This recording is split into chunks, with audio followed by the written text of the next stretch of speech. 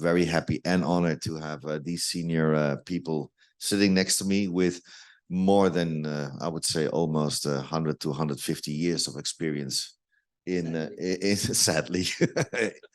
But it tells you that here at this this event, we bring you the seniority, the knowledge, and the expertise to you, the audience. So thank you for that. And I'll give quickly, Maurizio, if I may ask you to start a quick introduction round of who we are, what we do, and why we do it, maybe. Well, thank you. Please, in the mic. Thank you. First of all, thank you for inviting me. Always a pleasure. I'm Maurizio Goretti. I'm the general manager of the Rome Internet Exchange Point called Namex. Okay, thank you. Neven? Thank you, Eric. I'm Neven Dilkov. I'm from Netera and Netix, and thank you for the invitation. Of course, always more than a pleasure and an honor to have you, gentlemen. And last but not least, the famous Diego. Thank you, Eric. Diego Teot from Retelit. I'm the head of wholesale infrastructure division. Okay, thank you so much. So, ladies and gentlemen, again, thank you for joining. I know it's hard, again, to be here, but I hope you, even if you pick up one small thing out of this, it's already more than good and makes me more than happy. So let's move into it. Neven, if I may start with you, talking about new business models, as we see that they arise or being implemented, and if you agree, how do they look, and you know, what is new or what is there to talk about from your point of view?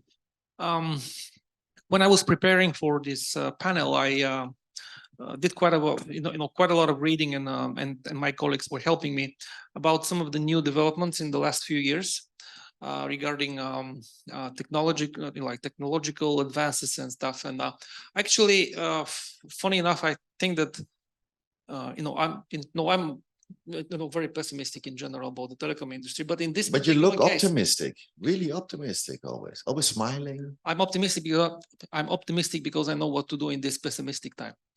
There you go. But there is something actually to report, and it's very interesting development. This is the high altitude platforms and the low Earth orbit satellites systems that are making their inroads into the telecom industry for the first time, I think, in history, and it's quite interesting.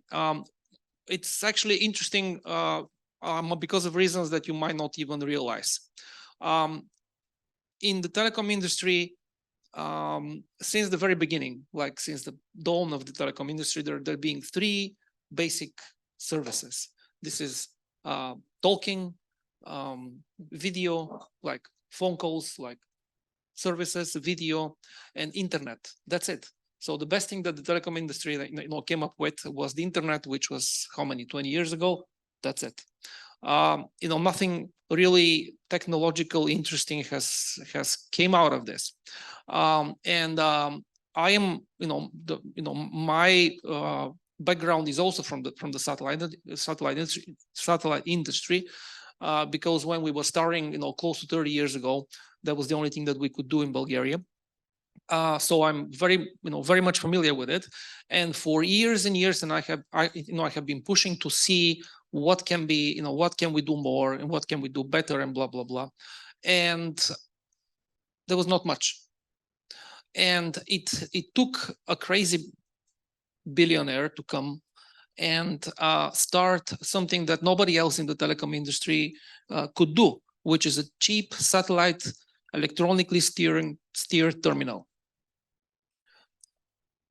Before Starlink materialized on the horizon, literally, the closest thing, the electronically steered terminal is not a new technology, by the way. It's being around for at least 15 years.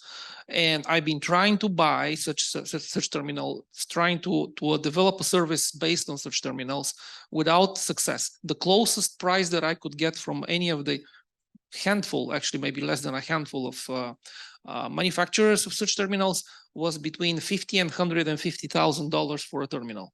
Now, Elon Musk is selling the same thing for $1,000. And he's saying that he's subsidizing it. It costs him $3,000. So where is the, why did he, this guy succeeded in something that the whole industry failed for so many years? And the answer is because the whole industry failed. They were not active enough. They were not ambitious enough. They were not, thinking about, the market opportunity enough, and so on and so on. And they didn't. So this guy did it. They didn't. Now he is bound to take a large portion of the market because he's simply there and it's working. Surprise, surprise. Now, the next interesting question, of course, is it viable or not? Shall I continue or shall I give somebody else to talk? No, keep on being pessimistic. No, come on. No, move. All right. Throw the curveballs in the room. Throw the curveballs. So the interesting question, the next interesting question is this viable though or not? Because I vividly remember sitting at the PTC in Hawaii only about 4 years ago in a similar panel where the CEO of the world's largest satellite operators were sitting, and the CEO of SES, which is the world's largest satellite operator, was so energetic, and he was explaining to everybody that this thing is never gonna fly. I mean, his words are, nobody's gonna invest in such a system. Okay, so it's never gonna fly. It's never gonna work. It's not capable of getting break even, anything. All these things. Well, history proves him wrong in terms of starting up. But is it viable? This is still a question. And the latest financial data that came out of SpaceX, because Starlink is not a separate company yet, so you cannot get a report for Starlink alone. You're getting it from some leaks, which I think are managed leaks from SpaceX. And they have 1.5 million subscribers already, and about 1.5 billion, bit less than 1.5 billion revenue for the last year.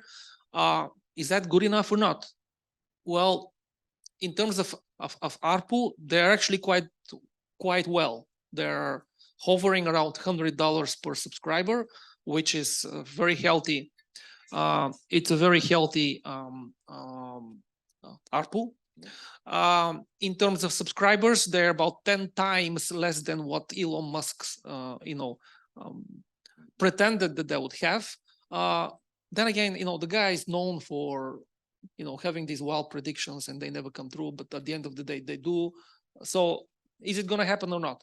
My expectations are it is going to get, it will break even. Sorry, I just forgot to mention that it costs about between $2 and $3 billion just to keep the system running on an annual basis, not because it has a lot of cost. I mean, these things are just flying out there, but because they fall, they are low Earth orbit satellite, and they're actually relatively lower than the other systems, which means that they have a shorter lifetime. They fall down on the Earth for various reasons all the time, every day, and they have to replenish them all the time. So it costs about $2-3 billion to run the whole thing. He is about half of that already in revenue, having increased his number of subscribers 4 times during the last year alone. I would say, this guy's going to live, which is not a surprise. Everything that this thing that he's running, touches works. But the interesting question is, what next? And how is this going to influence the whole telecom industry? Which I guess somebody else has to talk about. I mean, you can subscribe because he's going IPO. So not yet. No, but not yet. He said the moment he breaks even, then he will think about an IPO. This is how the Americans work, and this is how course. things will fly, literally. So that's my take on it. Okay, new business models may arise. Maurizio, are they there? And if so, how do they look? What do you see around you? So in terms of exchange point, let me give you this view from exchange point. I think the exchange point have to adapt as anybody else to the new thing that happened to the market, but at the same time, it doesn't change too much. Maybe what happened is that because for us, the market is growing, and I hope will grow. Maybe the internet exchange point has a more opportunity to do stuff. And what we can try to do is to be at the same time global and local. Global, for example, try to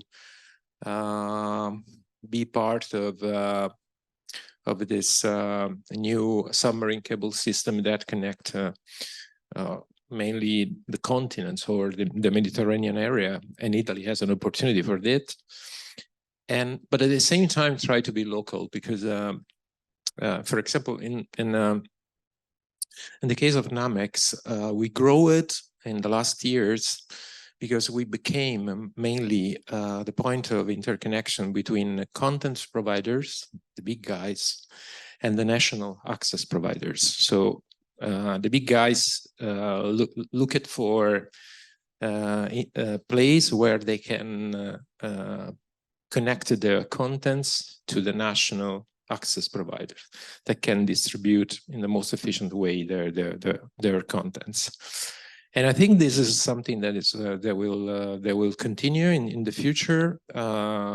It seems that bandwidth requests will be higher than today. That seems impossible, but it will be that. In Italy, we had this in the last 2 years. We had a fabulous or tremendous, depends if you like soccer or not, this killer application that is soccer.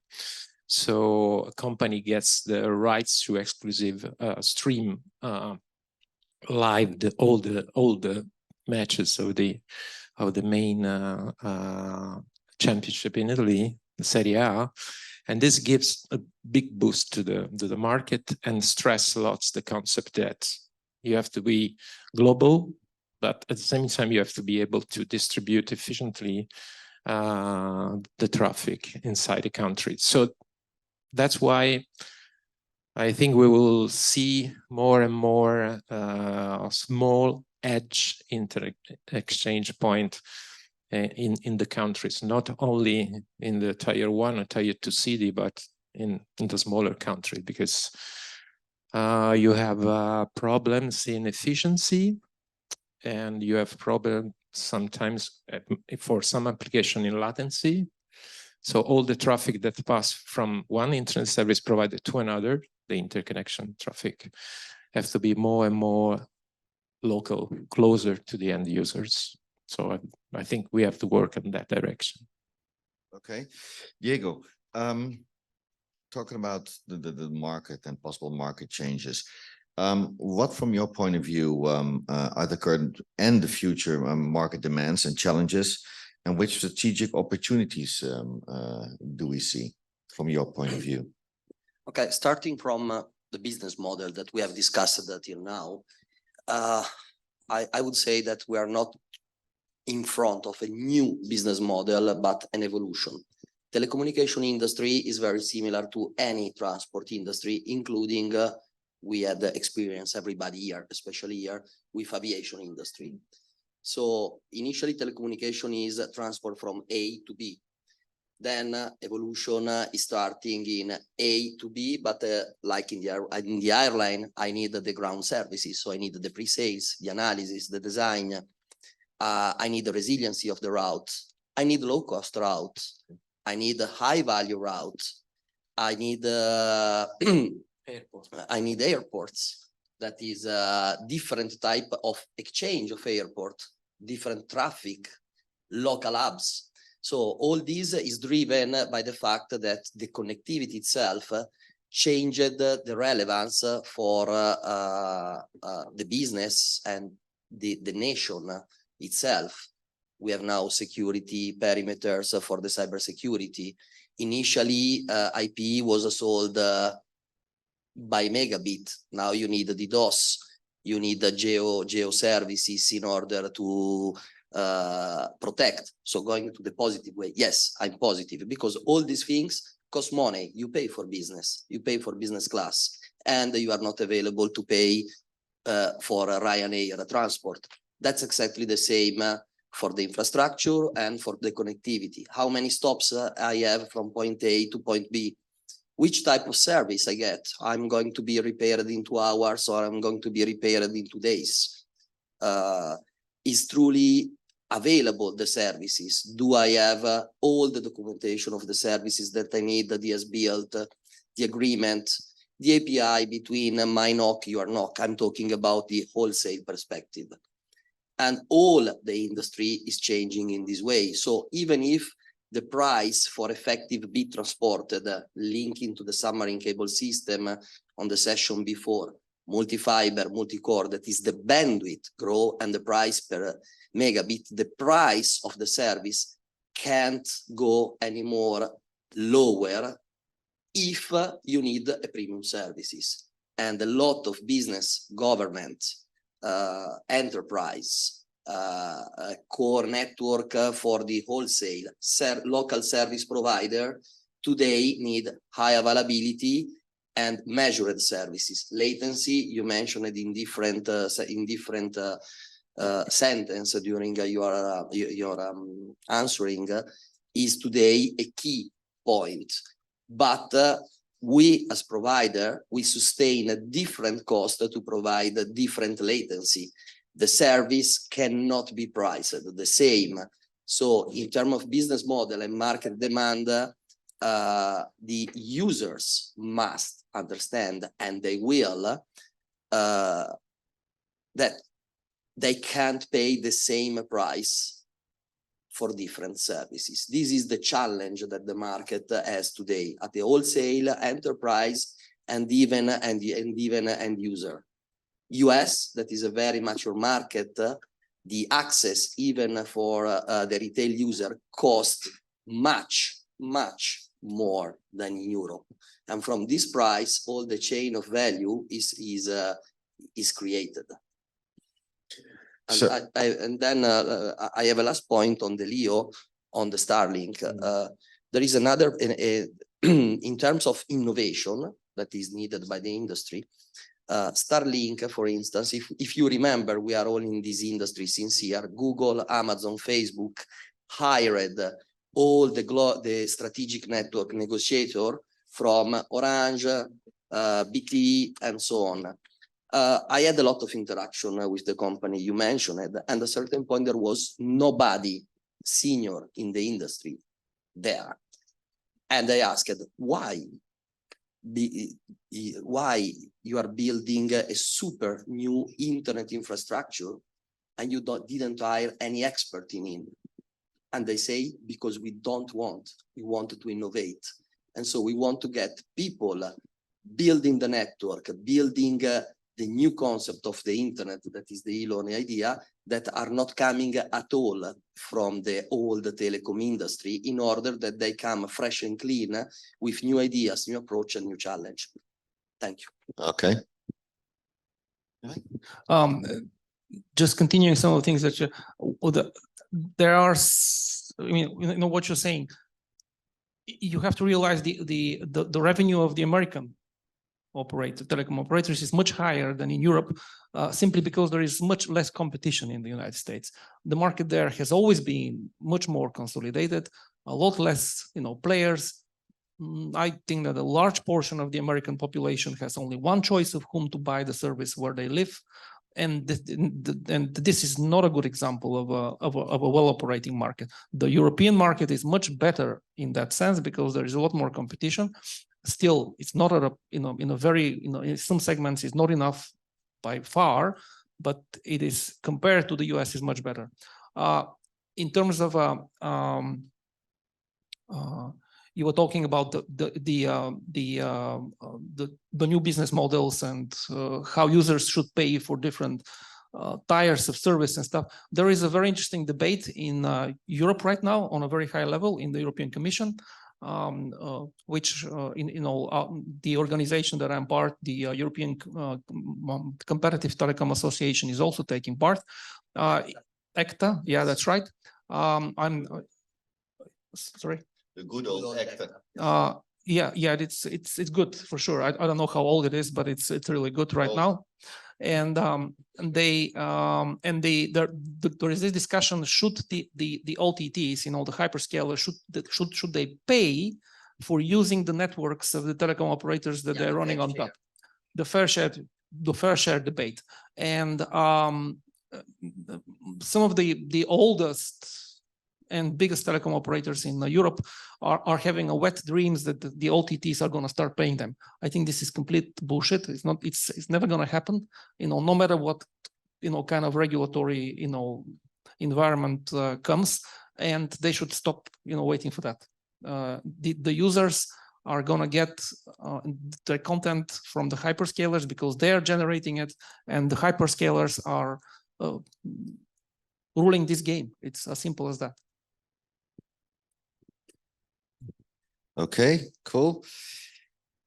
Diego, you were talking about investments, and I heard that Maurizio said as well, and also in the previous panel.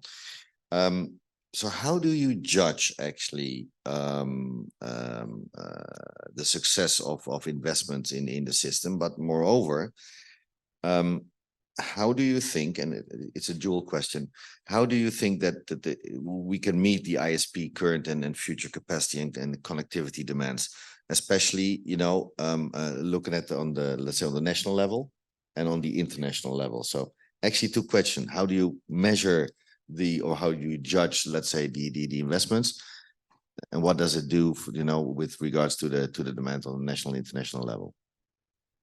That's a long question, I know. That's why we have the experts here. Okay. Pick one of those, whatever you want.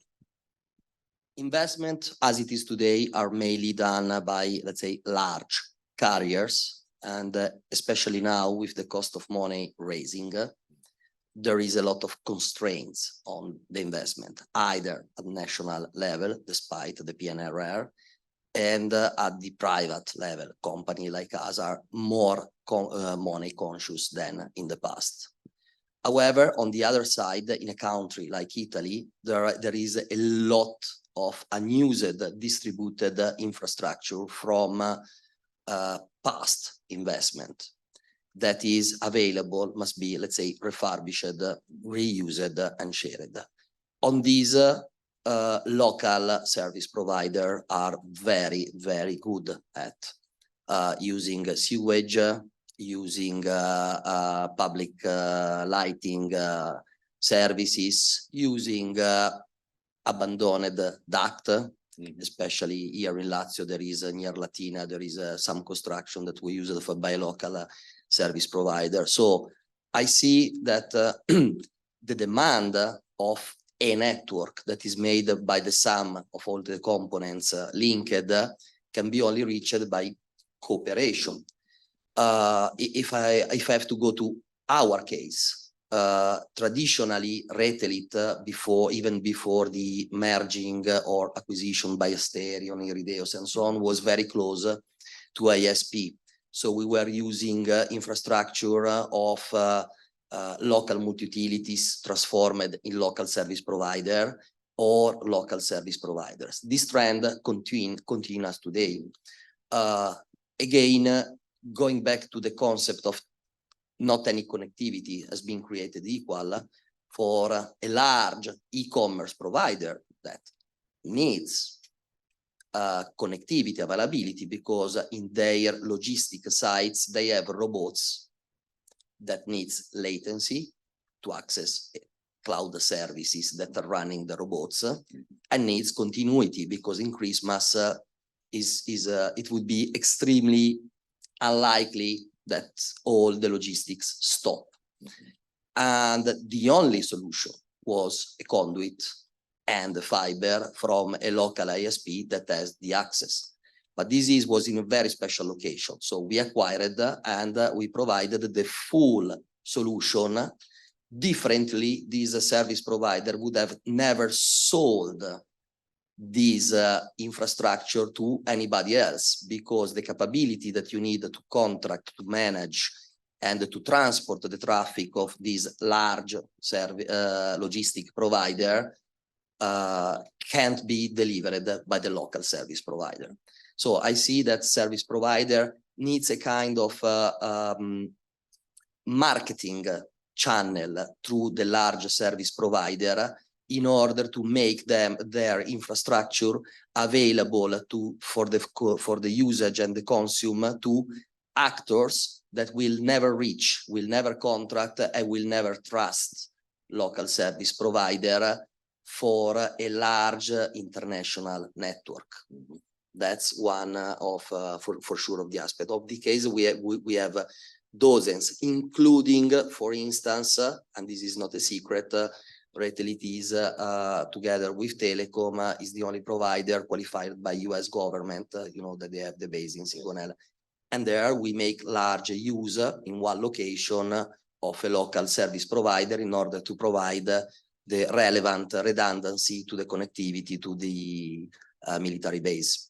And again, they market, otherwise they will never be qualified to sell this infra fiber to the US government. Okay. Want to bump in here? Want to jump in here? Been here? I just would like, I like to add something about of what Diego said. First of all, this is really characteristic of our country, Italy. Italy is in general, in all the industries, we are the countries of a small, medium enterprise. And this is true also in our industry, in the internet industry. In our exchange point, there are more than 200 ISPs now. I think that, I don't know, 70% of them are small, medium enterprise that are the providers that Diego mentioned before. Another element I want to add is that the politics, it seems they understand the importance of having, of provided infrastructure like the fiber to the home of the people. So in terms of access, last mile, in Italy, but I think also in other countries in Europe, they push to have a system that will be able, that was able to to speed the development of the fiber until the end users. Now, for example, in Italy, they created this company that was in some, well, look for. From my point of view, they was able to speed the process, no? And I think internet is like it was the street system. Diego mentioned the airline system, but before they were the streets, no? If you develop a street, maybe it doesn't mean that for sure is going to happen something, but more, well, it's something that helps a lot the system to develop. And I think in Italy, but also in the rest of Europe, you mentioned yesterday the growing of our industry. No, you say here, people say, oh, this year I only grow about 40%. No, and people say, oh, damn, but only, no. So I see money that arrive also from funds. International and national fund that invest in this infrastructure. There, I think something important. So, no, I think what the pandemic showed us, and while it finally came, let's say, on the European political level, so important because that is also our transport, and so that's why I think, and especially having an industry with 39% only for this year. Go to the German car industry and tell them, hey, you know what, you're going to grow year on year with around 40%. You know, they would go, or whatever industry, you know, it's amazing in what kind of industry we are. We know the demand is endless until the end of years, whatever. I mean, conversational AI is coming, ChatGPT, you know, you were talking about the soccer app. There will be another zillions of things, ideas coming, which needs demand. I mean, 5G, nice, but what will happen with 6G? You know, it unbelievable. everybody everywhere in the world connected with each other. Now that's a demand, right? So I think, and as has been said already earlier and also yesterday, it is an unbelievable bright future industry we're in, and we can be happy that we're in there. So that's my statement, but that's how I see it. So it's of course we have our challenges and we have our, you know, and our obstacles or whatever they are. And in every country, it's maybe difficult or different here, left and right. But we always manage to overcome them and come up with, I mean, you know, listening to Franco as well in the earlier panel, you know, normally there would only be, and Valentino as well. There were only 2 or 3 fiber pairs. Now they go up to 24. We just heard it, you know. And you know, the boxes we can put on it and connect to it, and to go from 10 gig to 800 Order of magnitude. easily. It's an enormous, amazing evolution where we're going through, using your words. We are in the right place, Simpson. Yeah. We are in the right place. And I mean, I'm still grateful. I'm still grateful to be in this industry, but that's a side note. So, Diego, business models connected to growth, challenges. What do you see? What's out there? And please use the microphone, if I may say so. Thank you. The main challenges, I believe, are human, because you mentioned the concept of high competition, okay? And it's not easy, again, talking about specific case, creating the trust and the cooperation. I've mentioned it before. I have now a link that I can't deliver because the local provider doesn't want to, let's say, to spoil its infrastructure in an industrial area. And or at larger level, given the high level of competition, and this is an example with my friend Giuseppe here, we were unable to have a single landing platform in Liguria. Okay, so this is and so you have fragmentation that is not helping. The other challenge, somehow I have mentioned it before, is the money. Because the specific time we are living is a time where, despite the growth and despite everything, money is not everywhere. And it's not free anymore. And it's not free anymore. And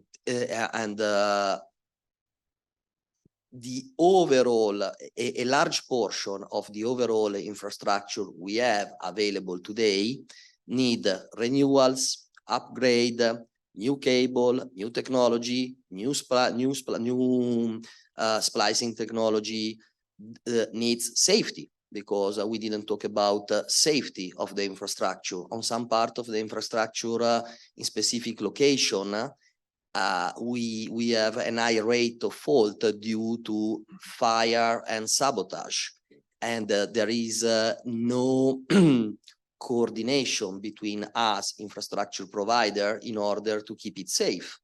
So you should have some higher entity to manage this. Other challenges is again related to the permits. So despite many good laws issued in Italy for having a priority on the access on the infrastructure, there are still a lot of challenges on getting permits to build, maintain, and upgrade the infrastructure. And these challenges are named highway, railways, shore coast. This is an experience we shared with our friend in Sparkle. Clarity, because you change sometimes in some municipality, the governing body change with the election, all the agreement you had, all the approach suddenly change and you have to start from scratch, like you are back 4 years. So challenges are many, either from the money and business side, but also from the overall stability, safety, not safety in the terms of physical safety, but safety. I'm safe to invest this money in this place because I know that I will get the permit. I know that in 12 months, I will have a fresh new infrastructure ready for use. This is not yet at the level that it should be. Okay, so improvement absolutely needed, Yes. right? Nevin, from your side, where do you see the growth is there? We know this. It is there for the coming years. But what do you see where the challenges are? I see the challenges in a completely different way. For sure, I don't see challenges with money. I think that in the world there is more money than there are good projects to use it, and good people to manage it. I think the problem is not with growth. You know, the growth is, 40% for this industry is normal. I would say boring. We're not the automotive industry. Obviously, we're different. Industry where new traffic is being generated all the time. And the challenges are in attracting talent and young people. You see the average age here is not very low. Even here. I feel young. I can imagine. Yes, of course, there is an excuse. There is always an excuse, but I see good talented people leaving our industry for other industries all the time, and I don't see the other trend around. And there is a good reason for that. We have succeeded in making most of our business a boring business, just following the rules, spending the money, and that's it. And I think the key here is changing the culture of how we work. And teaching people that, and not teaching, it's showing the people that our industry is one of the few industries that you are able to flourish and be creative on every level of the organization, from the CEO, actually from the founders level, through the CEO and the C-level, level of management, to the regular installer. Because if the regular installer on the street realizes that they can use some existing infrastructure, and he or she picks up the idea and says, okay, why don't we just do this instead of spending another $1 million digging here?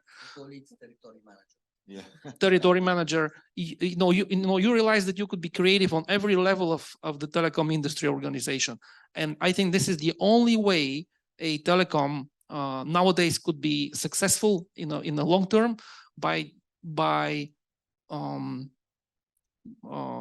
creating and maintaining such culture. Because the other way, the other way around is full of failed enterprises and failed business models that spend billions of dollars and then nothing. So what you're saying is, if I got you correctly, we need to educate the people and show them how funky this business is. It's very funky and very sexy, yes. Yeah, okay. Well, there you go. Okay, so we have things to do. Maurizio, what's your take? Where do you see, let's say, what can you add to the challenges that these gentlemen already mentioned? Let me be not nationalistic, but continentalistic. I think that as European, I think we have to develop an industry that in this moment maybe we don't have. We have enough knowledge, but we don't have the industry. So internet today is something that comes from North America or come from Asia. But very few, or some neglectable stuff, come from Europe.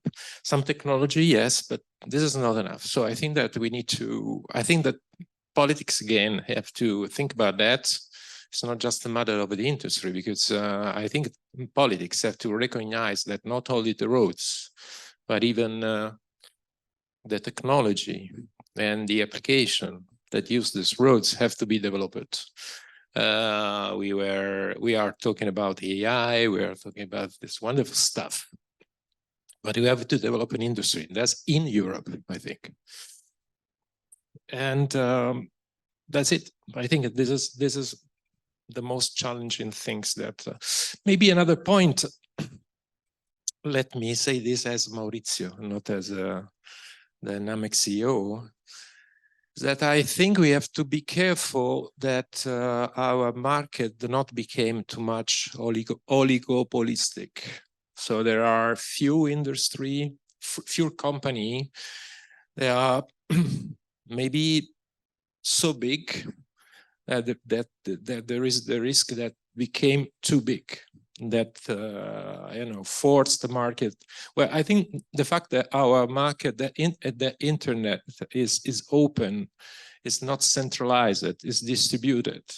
Maybe these are the key point of the internet success. No, you can think to new services, you can develop it, you can make it success.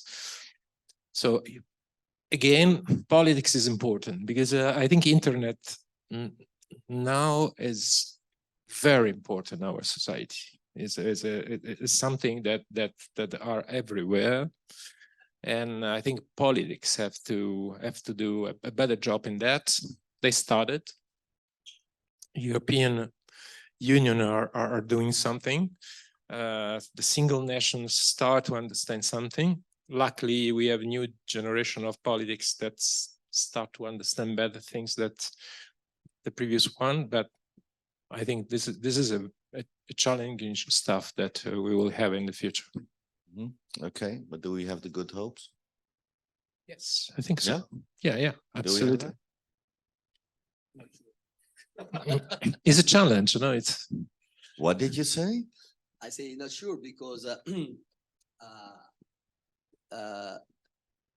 moving from A to B looks very simple, but it's not so simple. Infrastructure, starting from the infrastructure, going to the technologies. So politics needs to be educated as well. And today, I don't believe they have enough education to understand. And you mentioned it before, for instance, the focus on the access. European Union did something with the new CEF for the International Gateway of Europe. But let's say at the European level, probably you have more knowledge than at the national level. You need to have this knowledge also distributed. Like internet is distributed, knowledge shall be distributed. Okay, so we need to look, let's be honest, we need to look into the mirror and say, listen, until now, we should improve ourselves to make sure, because if we want something, we need to get it, right? That's how I was taught long time ago. You need to do something before you get something.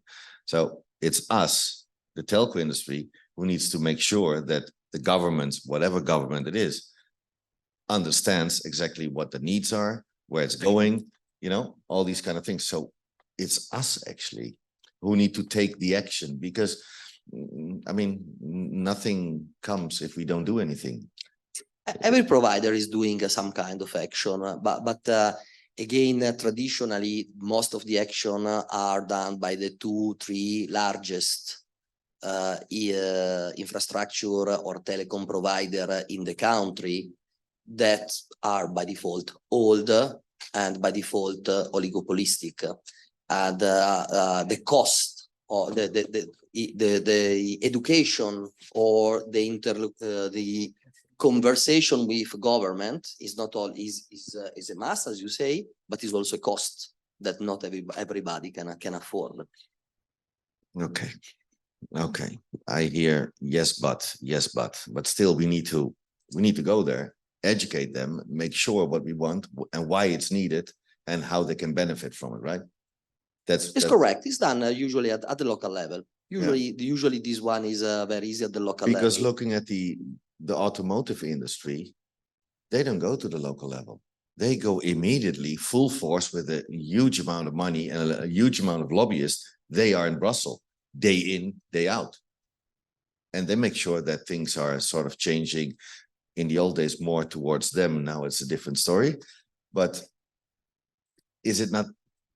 I mean, what I'm looking at is it's very easy to sort of blame, you know, things, but we also have to look into the mirror and say, hey, maybe we need to organize ourselves and make sure, because the growth is there, the need is there, and everybody says, yeah.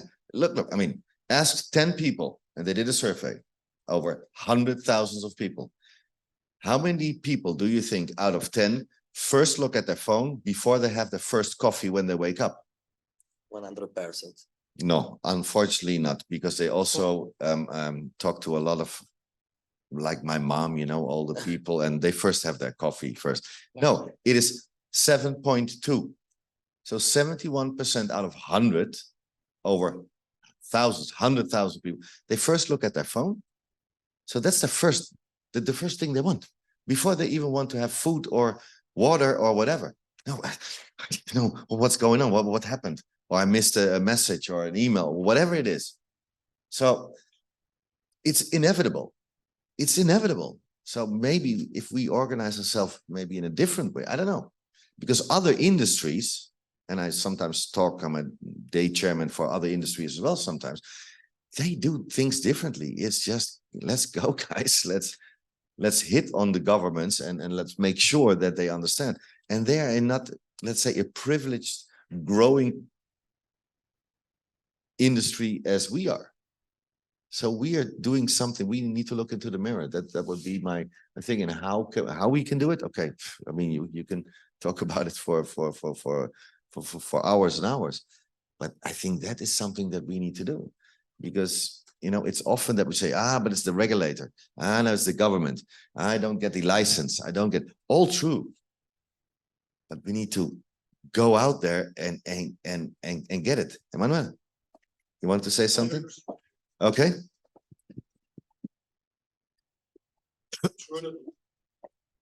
Oh, now it comes. Now it comes. Oh, I'm closing the session. It's coming, Alessandro. Just a very small one on this one. We are saying that we have a lot of challenges and we need to solve. We identify the challenges quite clearly, as you just all of you said. But all of us, we know that, for example, NTS, National Trade Association, can help us in solving some of it, but it's not sufficient. And we cannot do everything with this, because we have NTS existing in some sectors, like in telco industry since a long time, in some other sectors like data centers since very few time. So we are working on it, but it's not sufficient. According to you, what else all of us we can do maybe as a collective effort to be able to solve at least some of these challenges? So outside of NTS, because we know NTS, but outside of this, what else can we do as a collective effort or individual effort to try to solve some of these challenges? Whoever wants to answer. So I think it's important to build a critical mass. Again, at least in our country, everybody thinks to create their own association that at the end of the day is a small something. No, we have to keep together all the interest of our industry. It looks incredible, no, but we are not a big industry. As Eric said, no, the automobile industry, even for historical reason, has enough power to make this lobby stuff at the European level. So we need to understand that. The main challenge in a country like Italy is that you have to put together different interests. You have the experience of the IDA, the Italian Data Center Association. No? You are not able to get all the players in one country, because people say, you make the interest of this and not of that, and so on. But at the end of the day, you have an association that is good, that do not represent all the industry inside the same country. And this is the main challenge that you have to, we have to understand what Eric said, that if we were able to be just one and everybody try to hit the target, then we will be more powerful. At the same time, I have to say that the European Union, it seems to be better than the European population or the European Union. I saw something from the European Union that's I think are good stuff that are coming. You know, the directive they trying to do for the continent, I think, and for internet. I think there's something interesting.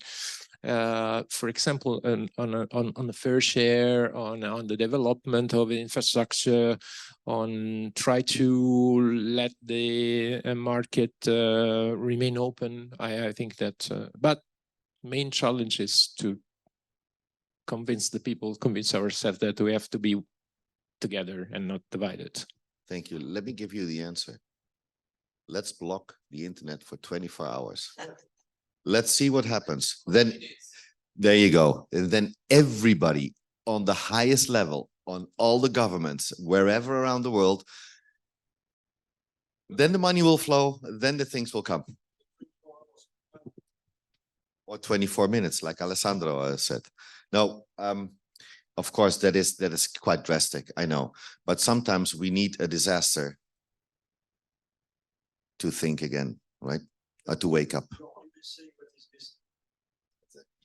Exactly. Alessandro, thank you for your question, Emmanuel.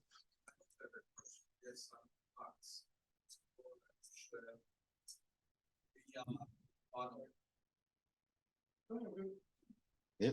We are in one of the sexiest industries, so we should be proud of us. But I also share the comments and remarks from Maurizio Goretti. There are a lot of challenges. And then 2 comments. Versus other industries, the telecom industry is much more fragmented. What he said about, that's the Maurizio's example was for Italy. But if we go even at the Brussels level, versus the automotive, we are much more fragmented. The interest of the many stakeholders are different. And my very last remark is towards the financial market. If we look at the stock exchange, the value of all from AT&T to Telstra versus others, the clouds, black clouds are in front of us. So I would, as an engineer, I am optimistic. But if I broaden my sight, including the financial world. No, and thank you. Very valuable points. And if I may comment on, let's say, your second point, the financial markets, what we saw in January 2021, 70% drop. Investors massively went out of I would say tech, but they left it in the software tech. But in tech, so telecommunication, they went out massively because of whatever.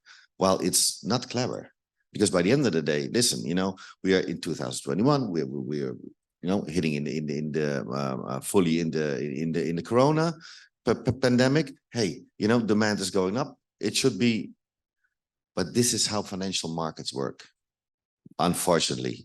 And you want to, I know I triggered you. No, I know.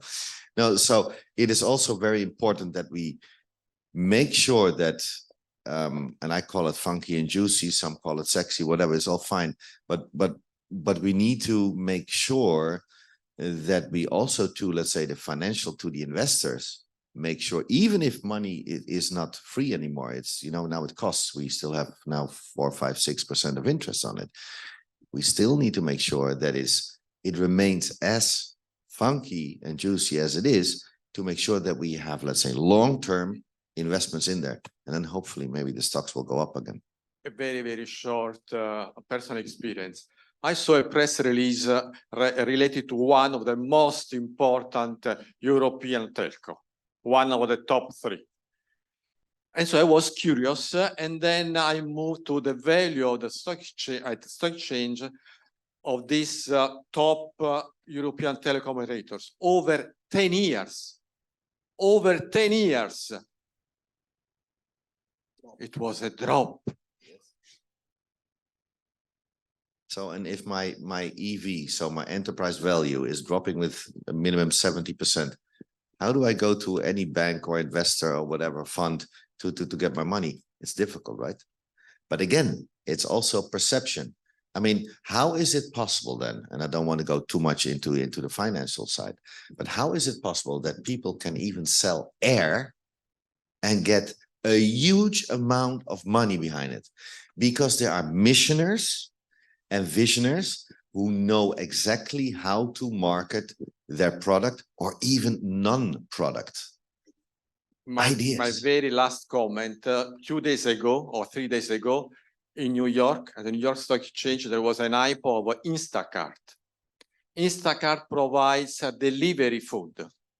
Market value at the IPO, $10 billion. Boo. Out of nothing created. So it is possible, and that's where one of the opportunities lie. We need to make sure that we market our product and our services, and to make sure not only that the people understand and know, I mean, that's my personal take on it, not only understand that it's a basic need like water, sorry, we're in Italy, coffee and even more, but it's needed. It is like that. And they know it more and more and more and more surely, yes. But it is really going, but if we would have from the government, and that is true, that is absolutely true, not only on the licenses on the regional or the local level or the national level, but internationally within Europe, we would have, let's say, even a stronger, let's say, approach from our side, but also the knowledge at, let's say, the decision makers, which is finance and government, right? That they make the decisions. We don't. They make the decision.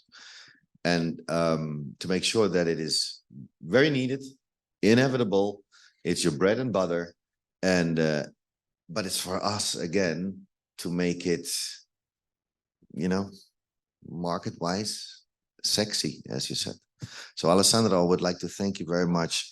And as you know, Alessandro is my colleague as well, and also Cambridge management consultant. So he knows what he's talking about as well. So thank you for your contribution, and thank you, Emmanuel, for your question as well.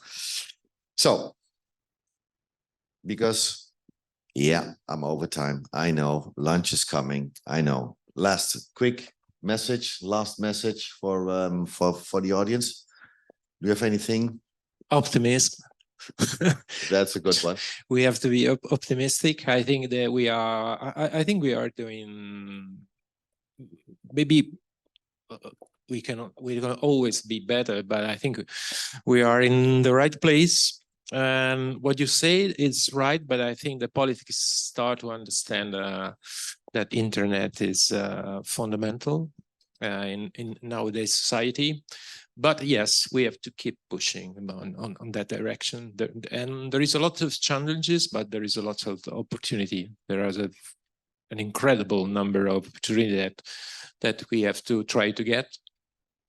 And so my last message is we are in the right place, and future, you know, we are in a market. So a market is, like you said, and maybe that somebody wins, somebody lose, but I think overall the market will be more and more important. I'm not sure what does it mean in more important. It means only money, or means the fact that it will be fundamental for our society. But from that side, I'm really optimistic. Okay, thank you, Nevin. You started pessimistic. Can you close optimistically? Truth and technology will triumph over bullshit and bureaucracy. These are the words of René Anselmo, who about 30 years ago started the first private satellite operator in the world, Panamsat, when he was 57 years old. That's cool. Diego? Oh, very simple, because we are all carrier here. I believe we have all to stop to sell on cost and start to market on value. Very easy. Exactly. And let's make sure it's redundant, this, resilience we were talking about. This theory, yeah, well, with Dolby Surround, actually. Make sure that because we heard it today as well, and a bit less in other panelists, but also to make sure that we keep on investing in the youth and in the young people, to make sure that they know and that they feel that it is actually really sexy, the industry. Go to software congresses and go to telco congresses. The difference are in the suits or in the t-shirts. We're changing slowly, but maybe sometimes we have to look to different industries or to related industries to say, hey, you know what? They're doing actually a quite good job. What are they doing? And what are they doing well? And can we, sometimes just, the Dutch, and I'm Dutch, everybody thinks the tulips, they come from the Netherlands. No, we stole them from Turkey. We just market them right. And this is, well, the tomatoes, they taste like water in the Netherlands. But trust me, we export more tomatoes than Italy. While though the Italian, the small tomatoes, the pacchina, from Sicily, they have a taste. But still, it's volume. And we are also in a volume business. So, and a transport business. So what I would say is, we have some job to do, and let's not forget the young people, get them involved and make sure that that we also, do our job there. And as Diego said, let's market it right. I would like to thank, first of all, you, the audience, for staying with us, being interactive. Thank you again for the questions you had. Again, extremely honored that I had Maurizio Never and of course Diego here at the panel. So absolute senior experts to talk about this topic. It's the end of this this conference. I would like again thank my colleague Alessandro from Cambridge Management Consultants to have as well a session here yesterday. Thank you for that, Alessandro. I would like to thank, of course, all the sponsors. I will not name them, but only the host sponsor, which is Sparkle. Thank you for that. This is it. I wish you a fantastic remaining of your day. Thank you for coming to this to the infrastructure get together here with the Carry community. Thank you so much. Thank you for your valuable insights, ideas, and make sure that you keep each other motivated and inspire each other. So thank you for sharing, for your knowledge. I would again thank you, and again honored having you all and all my panelists over the last 2 days. Thank you, Sparkle, for again host sponsoring this event. Thank you so much. Stay cool and ciao for now, and see you next time. Right.